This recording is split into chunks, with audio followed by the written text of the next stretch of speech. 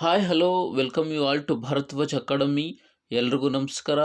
My dear friends and students, ನಿಮ್ಮೆಲ್ರಿಗೂ Bharadwaj academy YouTube ಚಾನಲ್ಗೆ ಸ್ವಾಗತವನ್ನು ಬಯಸ್ತಾ ಇದ್ದೀನಿ.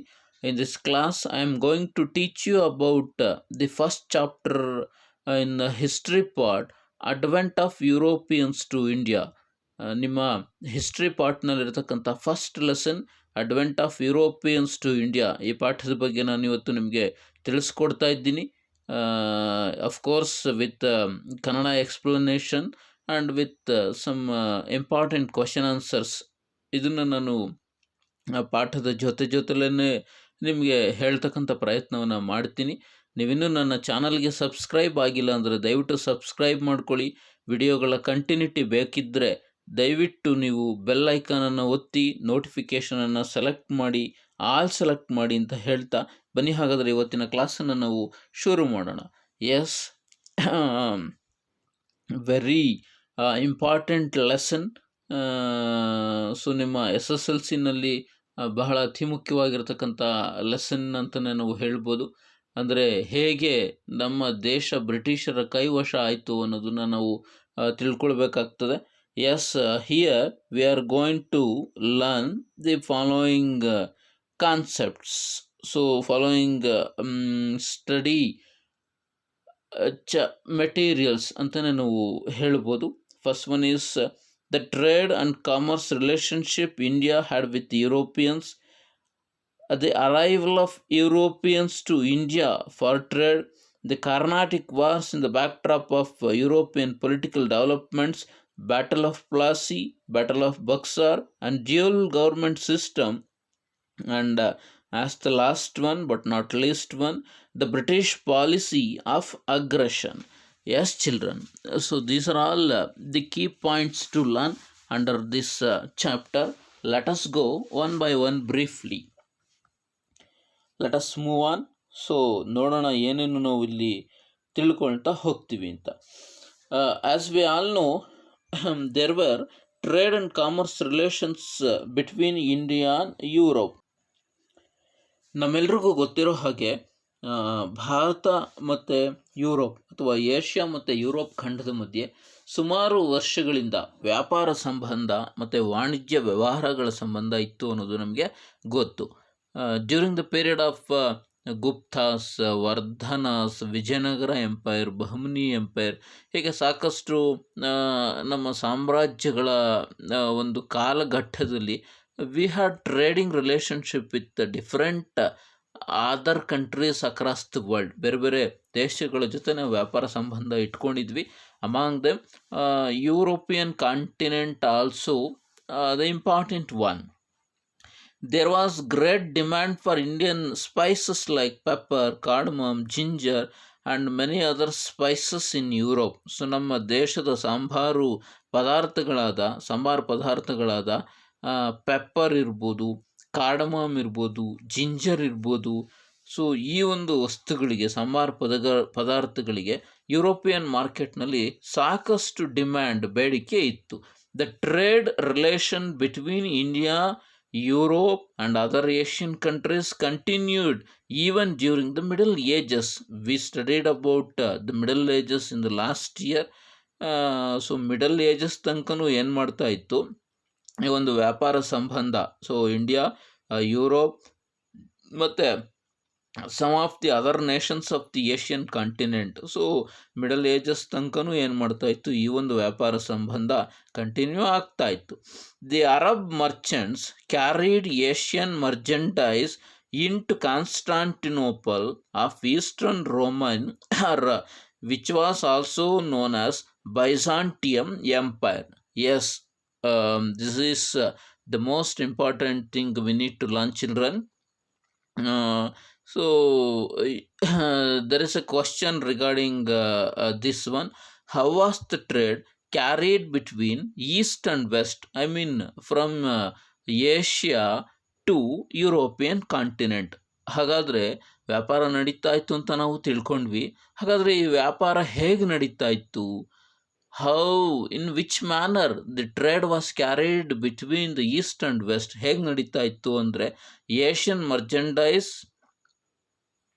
Okay, the Arab merchants carried Asian merchandise into Constantinople of Eastern Roman Byzantium Empire. Arab ದೇಶದ ವ್ಯಾಪಾರಿಗಳು, ನಾವೇನು ಸೌದಿ ಅರೇಬಿಯಾ ಅಂತ ಈಗ ಕರಿತೀವಿ, ಆ ಒಂದು ಅರಬ್ ದೇಶದ ವ್ಯಾಪಾರಿಗಳು ಏನು ಮಾಡ್ತಾ ಇದ್ರು, they would by the materials from Asia as well India. So ನಮ್ಮ ದೇಶದ ಅಥವಾ ಏಷ್ಯಾ ಖಂಡದ ಒಂದಷ್ಟು ಭಾಗದಲ್ಲಿ ವ್ಯಾಪಾರ ಮಾಡಿ ಅದನ್ನು ಏನು ಮಾಡ್ತಾಯಿದ್ರು, they carried to Constantinople. So merchandise ಅಂದರೆ ವ್ಯಾಪಾರಿ ವಸ್ತುಗಳು, ಅಂದರೆ ವ್ಯಾಪಾರಕ್ಕೆ ಒಳಗಾಗಿರ್ತಕ್ಕಂಥ ವಸ್ತುಗಳನ್ನು ಅರಬ್ ಮರ್ಚೆಂಟ್ಸ್ ಏನು ಮಾಡ್ತಾಯಿದ್ರು, ಏಷ್ಯಾ ಮತ್ತು ಭಾರತದಲ್ಲಿ ಅದನ್ನು ವ್ಯಾಪಾರ ಮಾಡಿ ಅದನ್ನು ಕಾನ್ಸ್ಟಾಂಟಿನೋಪಲ್ ಅಂತಕ್ಕಂಥ ಒಂದು ಸಿಟಿಗೆ, Constantinople, it is name of the city which was the capital city of the Eastern Roman or also known Byzantium Empire. So ಪೂರ್ವದ ರೋಮ್ನ ಪೂರ್ವದ ರಾಜಧಾನಿ, ಅಥವಾ ಅದಕ್ಕೆ ಬೈಜಾಂಟಿಯಂ ಸಾಮ್ರಾಜ್ಯ ಅಂತಲೂ ಕರಿತಾ ಇದ್ರು. ಪೂರ್ವದ ರೋಮ್ಗೆ ಅದರ ರಾಜಧಾನಿಯಾಗಿದ್ದ ಕಾನ್ಸ್ಟಾಂಟಿನೋಪಲ್ಗೆ ಈ ಎಲ್ಲ ವಸ್ತುಗಳನ್ನು ಡಂಪ್ ಮಾಡ್ತಾಯಿದ್ರು, ಕ್ಯಾರಿ ಮಾಡ್ತಾಯಿದ್ರು. ಸೊ ಅಲ್ಲಿಂದ ಹೇಗೆ ಯುರೋಪಿಯನ್ಗೆ ರೀಚ್ ಆಗ್ತಾ ಇತ್ತು, Italian merchants would buy these goods and then sell them European countries. So from there, whatever the goods carried by the Arab merchants to Constantinople, from them Italian merchants, traders from the Italy, they used to buy, they would buy these goods. So ಆ ವಸ್ತುಗಳನ್ನು ಅರಬ್ಸಿಂದ ಕೊಂಡ್ಕೊಳ್ತಾ ಇದ್ರು. Again they sold them in European countries. So ಅದನ್ನು ಎಲ್ಲಿ ಮಾರಾಟ ಮಾಡಿದ್ರು ಅಥವಾ ಎಲ್ಲಿ ಮಾರಾಟ ಮಾಡ್ತಾಯಿದ್ರು, ಯುರೋಪಿನ ಬೇರೆ ಬೇರೆ ದೇಶಗಳಿಗೆ ಅದನ್ನು ಮಾರಾಟ ಮಾಡ್ತಾಯಿದ್ರು. Constantinople was thus the centre of international trade and was considered as the gateway of European trade. Yes, this is the importance of Constantinople. So by this reason, by this way, Constantinople became the center of the international trade. Between the Asia and Europe. Asia ಮತ್ತು Europe continent ಮಧ್ಯೆ ಏನು ವ್ಯಾಪಾರ ನಡೀತಾ ಇತ್ತು, Constantinople ಒಂದು ರೀತಿ ಮಧ್ಯವರ್ತಿಯಾಗಿ ಏನು ಮಾಡ್ತು, ಆ್ಯಕ್ಟ್ ಮಾಡೋದಕ್ಕೆ ಸ್ಟಾರ್ಟ್ ಮಾಡ್ತು. That's why, because of this reason, it was considered as the gateway of European trade. ಯುರೋಪಿನ ವ್ಯಾಪಾರದ ಹೆಬ್ಬಾಗಿಲು ಅಂತ ನಾವು ಕಾನ್ಸ್ಟಾಂಟಿನೋಪಲ್ನ ಕರೀತಾ ಇದ್ವಿ. Yes, in this way the trade was carried between the east and west. So I hope you all understood very well children. Okay, so next ಏನಾಗುತ್ತೆ ನೋಡೋಣ. While Arab merchants had gained monopoly over the trade in Asian countries, of course we discussed in the earlier part. ಏಷ್ಯಾದ ವ್ಯಾಪಾರಿ ವಸ್ತುಗಳನ್ನು Arab ಮರ್ಚೆಂಟ್ಸು ಕಾನ್ಸ್ಟಾಂಟಿನೋಪಲ್ಗೆ ತಗೊಂಡು ಹೋಗ್ತಾ ಇದ್ರು.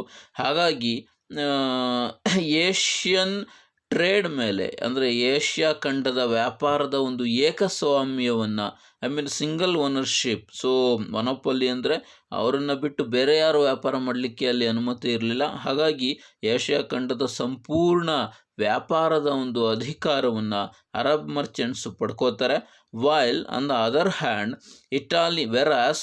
Italian traders had gained monopoly over trade in Europe. So ಒಂದು ಕಡೆ ಇಟಲಿ ದೇಶದ ವ್ಯಾಪಾರಿಗಳು ಸೊ ಯುರೋಪಿಯನ್ ಮಾರ್ಕೆಟ್ನಲ್ಲಿ, ಯುರೋಪಿಯನ್ ಟ್ರೇಡ್ನಲ್ಲಿ ಸಾಕಷ್ಟು ಅವರು ಏಕಸ್ವಾಮ್ಯವನ್ನು ಗಳಿಸ್ತಾರೆ. The merchandise from Asia brought good profits to Italian merchants. Of course, as we discussed in earlier part, there was a great demand for Indian spices in European market. So this trade was carried by the Italian merchants. So of course they used to get huge profit from the European market. ಹಾಗಾಗಿ Italy ದೇಶದ ವರ್ತಕರು ಯುರೋಪ್ಗೆ ವಸ್ತುಗಳನ್ನು ಡೈರೆಕ್ಟಾಗಿ ಮಾರ್ತಾ ಇದ್ದಿದ್ದರಿಂದ ಅವರಿಗೆ ಸಾಕಷ್ಟು ಲಾಭ ಬರೋದಕ್ಕೆ ಸಾಧ್ಯ ಆಯಿತು. This was the trade link between the Asia and Europe ಮತ್ತು ಭಾರತದ ಮಧ್ಯೆ ಈ ರೀತಿ ಒಂದು ವ್ಯಾಪಾರ ನಡೀತಾ ಇತ್ತು. Constantinople, the present name of Constantinople is Istanbul ಅಂತ ನಾವು ಅದಕ್ಕೆ ಈಗ ಕರಿತೀವಿ, ಆಗ ಕಾನ್ಸ್ಟಾಂಟಿನೋಪಲ್ ಅಂತ ಕರೀತಾ ಇದ್ರು. ಸೊ ಇಲ್ಲಿ ನಮಗೆ 2 ಕ್ವಶನ್ಗೆ answer ಸಿಕ್ತಂಗಾಯಿತು. How was the trade carried between the east and west?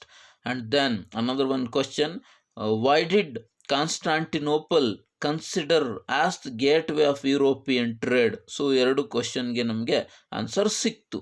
Yes, let us move on. The fall of Constantinople. So wait a minute, ನಾನು ನಿಮಗೆ ಹೇಗೆ ವ್ಯಾಪಾರ ನಡೀತಾ ಇತ್ತು ಅನ್ನೋದಕ್ಕೆ ಒಂದು ಮ್ಯಾಪ್ನು ಸಹ ನಾನು ನಿಮಗೆ ತೋರಿಸ್ತೀನಿ. ಎಸ್, ನಾವಿಲ್ಲಿ ನೋಡಬಹುದು ಹೇಗೆ ವ್ಯಾಪಾರ ನಡೀತಾ ಇತ್ತು ಇಂಡಿಯಾ ಅಥವಾ ಏಷ್ಯನ್ ಕಾಂಟಿನೆಂಟಿಂದ ಯುರೋಪಿಯನ್ ಕಾಂಟಿನೆಂಟ್ಗೆ ಅನ್ನೋದನ್ನು ನಾನು ನಿಮಗೆ ಈಗ ಮಾರ್ಕ್ ಮಾಡಿ ತೋರಿಸ್ತೀನಿ ನೋಡಿ. So here we can see Asian continent and India. So Asia ಖಂಡ ಮತ್ತು ಇಂಡಿಯಾ. ಎಸ್, ಅಫ್ಕೋರ್ಸ್ ಇಂಡಿಯಾ ಬರೋದು ಏಷ್ಯನ್ ಕಾಂಟಿನೆಂಟ್ನಲ್ಲೇ. ಸೊ ಇದು ನಮಗೆ ಇಂಡಿಯಾ ಏಷ್ಯನ್ ಕಾಂಟಿನೆಂಟ್ ನಿಮಗೆ ಕಾಣಿಸ್ತಾ ಇದೆ. ಆ್ಯಂಡ್ ಸೊ ಈ ಕಡೆ ನೋಡಿದ್ರೆ ನಮಗೆ ವೈಟ್ ಎ ಮಿನಿಟ್. ಸೊ ನೋಡಿ, ಇಲ್ಲಿ ನೋಡಿದ್ರೆ this is European continent. So European continent ನಮಗೆ ಸಿಗ್ತಾ ಇದೆ. So here we can observe Constantinople. So ಇದು ನಮಗೆ ಕಾನ್ಸ್ಟಾಂಟಿನೋಪಲ್ ಸಿಟಿ. ಸೊ ನೋಡಿ, ನಿಮಗೆ ಕಾಣಿಸ್ತಾ ಇದೆ ಅನ್ಕೋತೀನಿ ಕಾನ್ಸ್ಟಾಂಟಿನೋಪಲ್ ಸಿಟಿ. ಸೊ ಇದು this was the trade route between the India and Europe. So ಹಾಗಾಗಿ Constantinople became the gateway of European trade. So ಕಾನ್ಸ್ಟಾಂಟಿನೋಪಲಿಂದ ಆ ಕಡೆ ಹೋದರೆ ನಮಗೆ ವೆಸ್ಟ್ಗೆ ಹೋದರೆ ಯುರೋಪ್ ಮತ್ತು ಈ ಕಡೆ ಬಂದರೆ ಇಂಡಿಯಾ. ಸೊ ಹೇಗೆ ವ್ಯಾಪಾರ ನಡೀತಿತ್ತು ಅನ್ನೋದನ್ನು ಈಗಾಗಲೇ ನಾವು ತಿಳ್ಕೊಂಡಿದ್ದೀವಿ.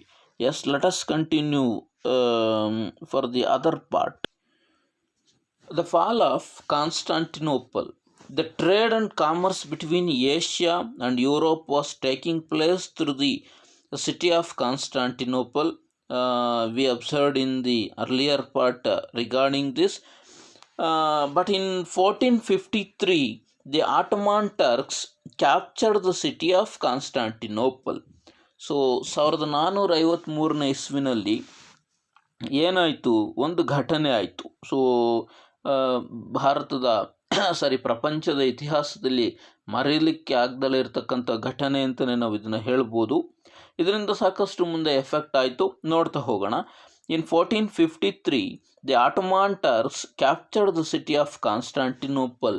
ಸೊ ಟರ್ಕ್ ದೇಶದ ಸುಲ್ತಾನರು, ಆಟೋಮಾನ್ ಅಂತಕ್ಕಂಥ ಸಾಮ್ರಾಜ್ಯ ಸುಲ್ತಾನರು ಏನು ಮಾಡಿದ್ರು, ಕಾನ್ಸ್ಟಾಂಟಿನೋಪಲ್ ಸಿಟಿಯನ್ನು, ನಗರವನ್ನು ದ ಕ್ಯಾಪ್ಚರ್ಡ್ ಇಟ್, ಅವರ ವಶಕ್ಕೆ ಅದನ್ನು ಪಡ್ಕೋತಾರೆ. As a result all the trade routes connecting the city of Constantinople came under the control of Turks. In the earlier part we studied that Italians and Arabs used to control this route. So ಇದನ್ನು ಒಂದು ಕಡೆ Arabs ಮತ್ತು ಒಂದು ಕಡೆ Italians control ಮಾಡ್ತಾಯಿದ್ರು. Whenever the city Constantinople captured by the Ottoman Turks, Ottoman Turk ಅದನ್ನು ವಶಪಡಿಸ್ಕೊಂಡ್ಮೇಲೆ ಆ ಒಂದು ಅಧಿಕಾರ, ಕಾನ್ಸ್ಟಾಂಟಿನೋಪಲ್ ಮೇಲಿರತಕ್ಕಂಥ ಅಧಿಕಾರ ಇವ್ರಿಗೆ ಹೋಯಿತು. The Turk started levying too many taxes on the goods passing through these routes. ಅಂದರೆ ಮೊದಲೇನು ವ್ಯಾಪಾರ ನಡೀತಾ ಇತ್ತು, ಇದ್ರ ಮುಖಾಂತರ ಎಲ್ಲ ವಸ್ತುಗಳು ಯುರೋಪ್ಗೆ ಹೋಗ್ತಾ ಇತ್ತು. ಆ ಒಂದು ವಸ್ತುಗಳಿಗೆ ಅಂದರೆ merchandise from the Asia they levied huge tax, a high amount of tax. ಸಾಕಷ್ಟು ಆ ವಸ್ತುಗಳ ಮೇಲೆ ತೆರಿಗೆಯನ್ನು ಹಾಕೋದಕ್ಕೆ ಶುರು ಮಾಡ್ತಾರೆ. ಯಾಕೆಂದ್ರೆ ನಾವು Constantinople is under the control of the Turks. ನಾವು ಮೀನ್ಸ್ ಅವಾಗ ದೆನ್, ಸೊ ಅವಾಗ ಇತ್ತು. As a result trade became unprofitable. ಹಾಗಾಗಿ ವ್ಯಾಪಾರ ಏನು ಮಾಡ್ತು ಇವ್ರಿಗೆ, ಯಾರಿಗೆ, ಇಟಾಲಿಯನ್ ಟ್ರೇಡರ್ಸ್ಗೆ ಮತ್ತು ಅರಬ್ ಟ್ರೇಡರ್ಸ್ಗೆ it became non profitable. So ಲಾಭ ಅದರಿಂದ ಬರೋದು ಕಡಿಮೆ ಆಗ್ತಾ ಹೋಯಿತು. ಮೀನ್ ವೈಲ್, ಈ ಮಧ್ಯದಲ್ಲಿ Spain and Portugal were attempting to break the monopoly of Italians traders ಈ ಹೊತ್ತಿಗೆ ಸಾಕಷ್ಟು ಬೆಳೆದಿದ್ರು. ಹಾಗಾಗಿ ಏನಾದರೂ ಮಾಡಿ ಅದಕ್ಕೆ ಕಡಿವಾಣ ಹಾಕಬೇಕು ಅಂತ other countries of Europe, Spain and Portugal, ದೇವರ್ ಅಟೆಂಪ್ಟಿಂಗ್. ಸೊ ಏನಾದರೂ ಮಾಡಿ ಇಟಾಲಿಯನ್ನ ನಿಲ್ಲಿಸಬೇಕು, ಕಟ್ ಹಾಕಬೇಕು ಅಂತ ಸಾಕಷ್ಟು ಪ್ರಯತ್ನ ಪಡ್ತಾ ಇದ್ದರು. They started encouraging enterprising sailors to find a sea new route to India. So for this purpose they started to encouraging the different sailors from those countries, Spain and Portugal. Spain ಮತ್ತು Portuguese ದೇಶದ ನಾಯಕರು, ರಾಜ ಅಥವಾ ರಾಣಿ ಅವರೇನು ಮಾಡಿದ್ರು, ಅಲ್ಲಿರ್ತಕ್ಕಂಥ ಸುಮಾರು ಜನ ಸೈಲರ್ಸ್ಗೆ, ಅಂದರೆ ಭಾರತಕ್ಕೆ ಹೊಸ ಒಂದು ಜಲಮಾರ್ಗವನ್ನು, ವಾಟರ್ ರೂಟ್ನ, ಸೀ ರೂಟ್ನ ಕಂಡುಹಿಡಿಯೋದಕ್ಕೆ ಸಾಕಷ್ಟು ಜನ ಸೈಲರ್ಸ್ಗೆ, sail means travel on ship on sea or ocean, ಅದಕ್ಕೆ ನಾವು ಸೈಲ್ ಅಂತ ಕರಿತೀವಿ, ಅವ್ರಿಗೆ ಸಾಕಷ್ಟು ಪ್ರೇರಣೆಯನ್ನು, ಉತ್ಸಾಹವನ್ನು ತುಂಬತಕ್ಕಂಥ ಕೆಲಸವನ್ನು ಮಾಡ್ತಾರೆ.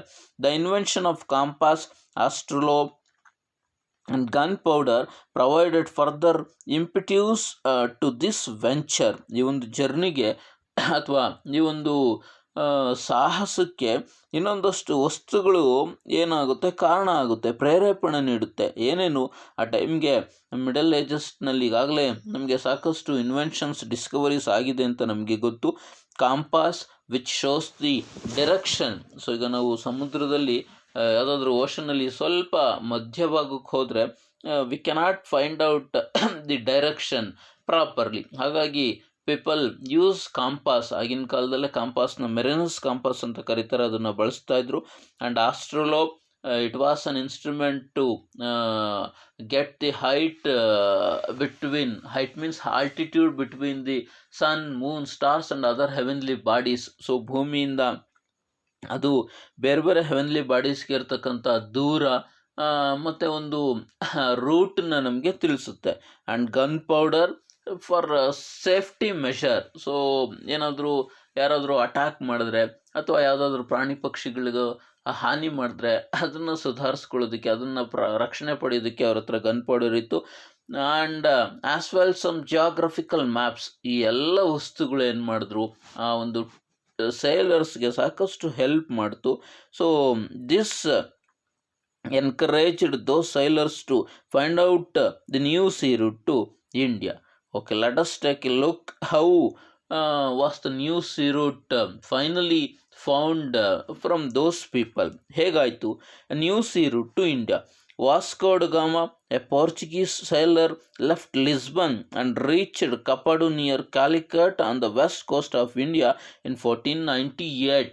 One of the sailors from the Portugal country, namely Vasco da ಗಾಮ ಅಂತಕ್ಕಂಥ ಪೋರ್ಚುಗೀಸ್ ದೇಶದ ಒಬ್ಬ ಸೈಲರ್, ಹಿ ಲೆಫ್ಟ್ ಲಿಸ್ಬನ್ ಅಂತಕ್ಕಂಥ ಒಂದು ನಗರವನ್ನು ಬಿಟ್ಟು finally reached the Kappad near Calicut on the west coast of India. I mean it is in ಕೇರಳದಲ್ಲಿ ಬರುತ್ತೆ. ಸೊ ಕಪ್ಪಡು ಅಂತಕ್ಕಂಥ ಅಥವಾ ಕಲ್ಲಿಕೋಟೆ ಹತ್ತಿರ ಇರ್ತಕ್ಕಂಥ ಒಂದು ಕಪ್ಪಡು ಅಂತಕ್ಕಂಥ ಒಂದು ಪೋರ್ಟ್ಗೆ ಅವನು ರೀಚ್ ಆಗ್ತಾನೆ 1498ನಲ್ಲಿ. ದಸ್ he was successful in discovering a new sea route to India. So finally Europeans, Portuguese were succeeded to find out the new sea route to India by the voyage of Vasco da Gama. Vasco ಡ ಗಾಮನ ಒಂದು ಸಮುದ್ರದ ಮೇಲಿನ ಪ್ರಯಾಣದಿಂದ ಏನು ಒಂದು trade ನಿಂತು ಹೋಗಿತ್ತು ಅಥವಾ ಒಂದು ರೂಟ್ ನಿಂತು ಹೋಗಿತ್ತು by the fall of Constantinople, ಅದನ್ನು ಮತ್ತೆ ರೀಸ್ಟಾರ್ಟ್ ಮಾಡೋದ್ರಲ್ಲಿ ಪೋರ್ಚುಗೀಸ್ ಏನು ಮಾಡ್ತಾರೆ, ಸಕ್ಸೀಡ್ ಆಗ್ತಾರೆ. This route continued to be the route of trade between India and Europe for many years. The Portuguese were thus the first to re-establish trade between India and Europe.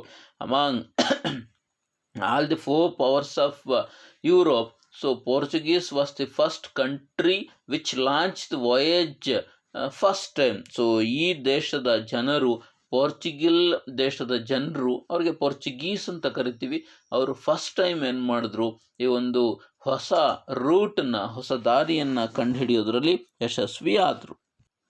Okay, here we can expect some questions.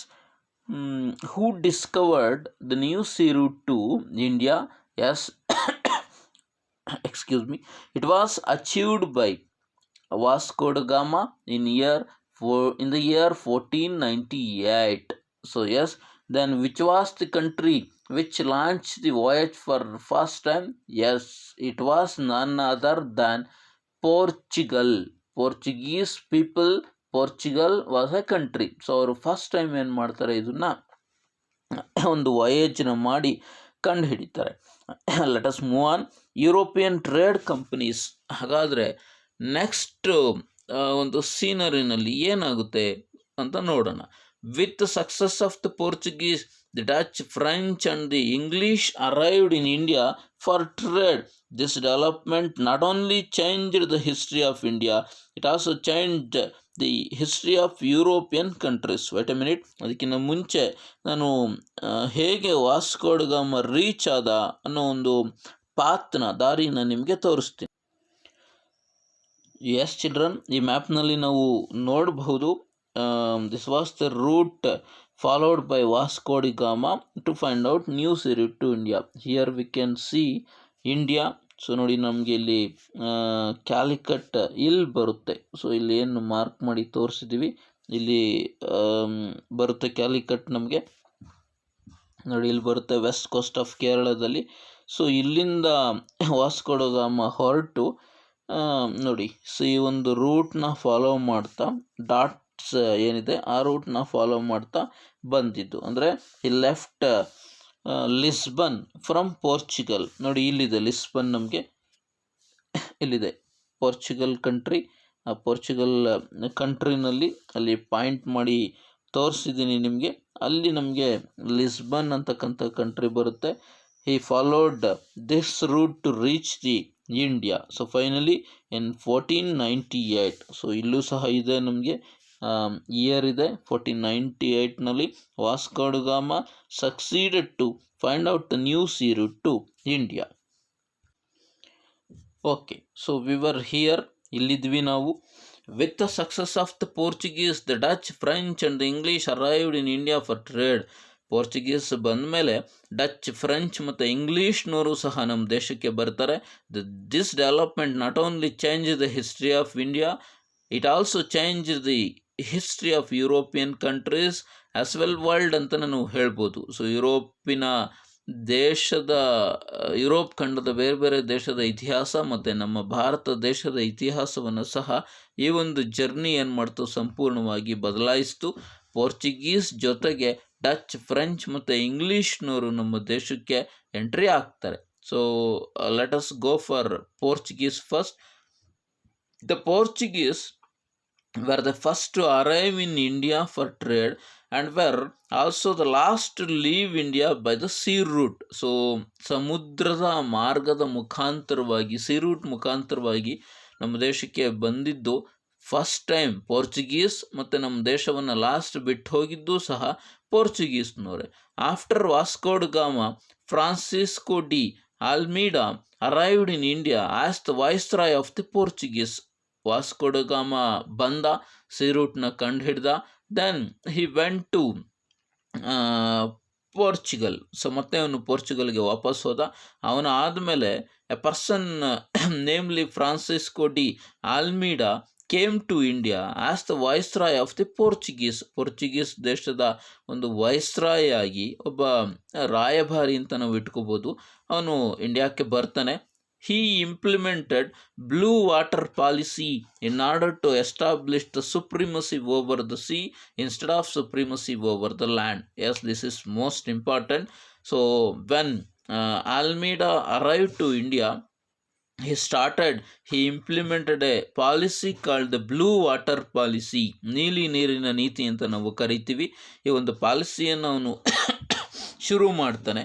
ಏನಪ್ಪ ಇದು ಅಂದರೆ, he wanted to established the supremacy over the sea instead of supremacy over the land. So ಭೂಮಿಯ ಮೇಲಿನ ವ್ಯಾಪಾರಕ್ಕಿಂತ ಅದು ಸಮುದ್ರದ ಮೇಲಿನ ವ್ಯಾಪಾರ ಆಗಿತ್ತು. ಹಾಗಾಗಿ ಈ ಒಂದು ಸಮುದ್ರದ ಮೇಲಿನ ವ್ಯಾಪಾರವನ್ನು ಪೂರ್ತಿ ತನ್ನ ಅಧೀನಕ್ಕೆ, ಅಂದರೆ ಪೋರ್ಚುಗೀಸ್ ಅಧೀನಕ್ಕೆ ತಗೊಳ್ಳೋದಕ್ಕೆ ಇವನು ಬ್ಲೂ ವಾಟರ್ ಪಾಲಿಸಿಯನ್ನು ಶುರು ಮಾಡ್ತಾನೆ. Then Alfonso de Albuquerque, who came after Almeida, is considered as the real founder of Portuguese empire in India.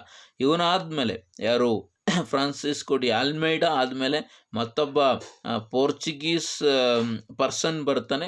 He was namely Alfonso de Albuquerque. He was considered as the real founder of the Portuguese Empire, Portuguese power in India. ಪೋರ್ಚುಗೀಸರ ಒಂದು ಸಾಮ್ರಾಜ್ಯವನ್ನು ಭಾರತದಲ್ಲಿ ಸ್ಥಾಪನೆ ಮಾಡಿದ್ಯಾರಪ್ಪ ಅಂದರೆ Alfonso de Albuquerque. He waged a battle against the Sultan of Bijapur in 1510 and won Goa.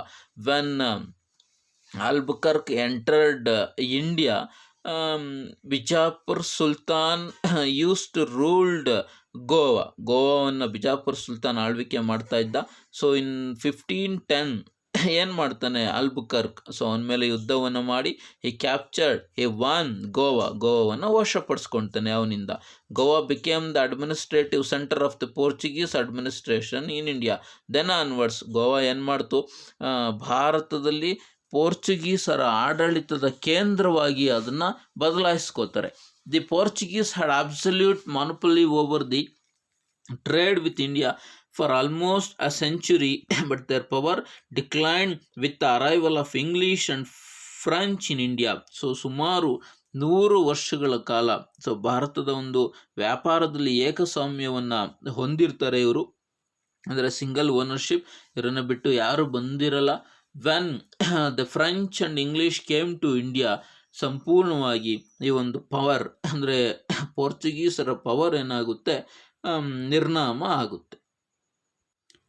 Okay, next one Dutch are from Holland or Netherlands. Dutch are from Holland ಅಥವಾ Netherlands, ಈ ಒಂದು ಕಂಟ್ರಿಯಿಂದ ಅವರು ಬಂದಿದ್ದರು. They established United East India company in 1602 with the aim of doing business with eastern countries and came to countries like India, Java, Sumatra, Indonesia. ಅಂದರೆ ಪೂರ್ವದ ದೇಶಗಳ ಜೊತೆ ವ್ಯಾಪಾರ ಮಾಡಬೇಕು ಅನ್ನೋ ಉದ್ದೇಶದಿಂದ ಸೊ ಡಚ್ ಕಂಪನಿ ನಮ್ಮ ದೇಶಕ್ಕೆ ಬರುತ್ತೆ. They established United Dutch East India company in 1602 Bharat ಮತ್ತು ಒಂದಷ್ಟು ಪೂರ್ವದ ನಗರಗಳಾದ ಮುಖ್ಯವಾದ ಪಟ್ಟಣಗಳಾದ ಜಾವಾ, ಸುಮಾತ್ರ, ಇಂಡೋನೇಷ್ಯಾ ಇಲ್ಲಿ ವ್ಯಾಪಾರ ಮಾಡಬೇಕು ಅಂತಕ್ಕಂಥ ಉದ್ದೇಶವನ್ನು ಇಟ್ಕೊಂಡು ಬರ್ತಾರೆ. They established warehouses in Surat. Warehouses means storage centre, ಅಂದರೆ ಅವರ ವ್ಯಾಪಾರದ ವಸ್ತುಗಳನ್ನು ಉಗ್ರಾಣ ಅಂತ ನಾವು ಕರಿತೀವಲ್ಲ, ಅದನ್ನು ಪ್ರೊಟೆಕ್ಟ್ ಮಾಡೋದಕ್ಕೆ Surat, Broach, Cambay, Cochin, Nagapattinam, Masulipatnam and Chinsura and other places in India. ಈ ಎಲ್ಲ ಒಂದು ನಗರಗಳಲ್ಲಿ ತಮ್ಮ ವೇರ್ ಹೌಸಸ್ನ, ಫ್ಯಾಕ್ಟ್ರೀಸ್ನ ಶುರು ಮಾಡ್ತಾರೆ. With this they broke the monopoly of Portuguese in India. So ಹೀಗಾಗಿ ಒಂದು ಪೋರ್ಚುಗೀಸರ ಒಂದು ಪವರ್ನ ಇವರು ಆಲ್ಮೋಸ್ಟ್ ಕಿತ್ಕೋತಾರೆ ಅಥವಾ ಮುರಿದು ಹಾಕ್ತಾರೆ. Later unable to face competition from the English and French. So English ಮತ್ತು ಫ್ರೆಂಚರ ಒಂದು ಪೈಪೋಟಿಯನ್ನು ತಡೆಯೋಕೆ ಇವ್ರ ಕೈಲಿ ಆಗಲ್ಲ. The Dutch limited themselves to the spice islands of Indonesia. So ಸಾಕಷ್ಟು ಒಂದು ಸ್ಪೈಸಸ್ ದೊರೀತಾ ಇದ್ದಲ್ಲ ಇಂಡೋನೇಷ್ಯಾ, ಆ ಒಂದು ಐಲ್ಯಾಂಡ್ ಮಾತ್ರ ಇವ್ರಿಗೆ ಉಳ್ಕೊಳ್ಳುತ್ತೆ. ಇನ್ನು ಮಿಕ್ಕಿದ ಎಲ್ಲ ಪ್ಲೇಸಸ್ನ ಸೊ ಏನು ಮಾಡ್ತಾರೆ, ಫ್ರೆಂಚ್ ಇರ್ಬೋದು, ಇಂಗ್ಲೀಷ್ ಇರ್ಬೋದು, ಇವರು ತಮ್ಮ ಅಧೀನಕ್ಕೆ ತಗೊಳ್ಳೋದಕ್ಕೆ ಶುರು ಮಾಡ್ತಾರೆ. By this Dutch East India company also came to and in India. Okay, so ಇಲ್ಲಿಗೆ ನಾನು ಈ ಕ್ಲಾಸ್ನ ಮುಗ್ತಾ ಇದ್ದೀನಿ. ನಿಮಗೆ ವಿಡಿಯೋ ಇಷ್ಟ ಆಗಿದ್ದರೆ ದಯವಿಟ್ಟು ನಿಮ್ಮ ಫ್ರೆಂಡ್ಸ್ಗೆ ಶೇರ್ ಮಾಡಿ ಮತ್ತು ಸಬ್ಸ್ಕ್ರೈಬ್ ಮಾಡಿ. ಮುಂದಿನ ಕಂಟಿನ್ಯೂಸ್ ವಿಡಿಯೋಗಳನ್ನು ಪಡೆಯೋದಕ್ಕೆ ಬೆಲ್ ಐಕನನ್ನು ಒತ್ತಿ ಆಲ್ ಸೆಲೆಕ್ಟ್ ಮಾಡಿ ಅಂತ ಹೇಳ್ತಾ thank you all. Thank you.